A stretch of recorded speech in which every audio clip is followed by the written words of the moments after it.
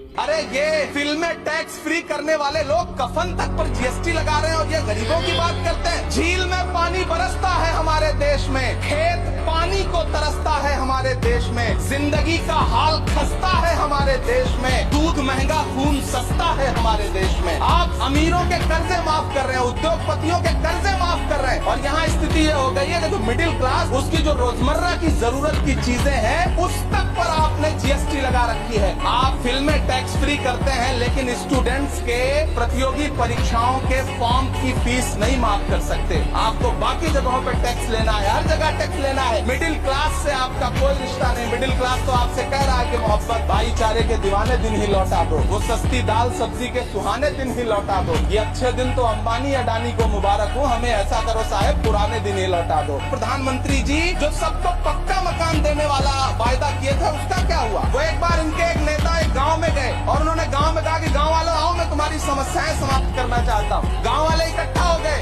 नेताजी ने गांव वालों से कहा बताओ तुम्हारी दो समस्याएं बताओ, मैं दोनों समस्याओं का यहीं पे समाधान करूंगा। तो गांव वालों ने कहा साहब हमारी पहली समस्या है कि हमारे यहाँ कोई हॉस्पिटल नहीं है। तो नेताजी ने मोबाइल निकाला, कहीं फोन मिलाया और मिला के फोन पे पता नहीं क्या कुछ कहा कि यहाँ गाँव में हॉस्पिटल नहीं है, हॉस्पिटल तुरंत यहाँ हॉस्पिटल चाहिए। गाँव वाले खुश हो गए कि 1 मिनट में यहाँ हॉस्पिटल आ रहा है। अगली समस्या के बारे में उन्होंने नेताजी ने गाँव वालों से कहा कि मैंने आपकी पहली समस्या समाप्त कर दी, दूसरी समस्या बताओ। तो गांव वालों ने कहा साहब इस गांव में कोई भी मोबाइल का नेटवर्क ही नहीं है। ये है इनके काम करने का तरीका, ये है झूठ बोलने का तरीका।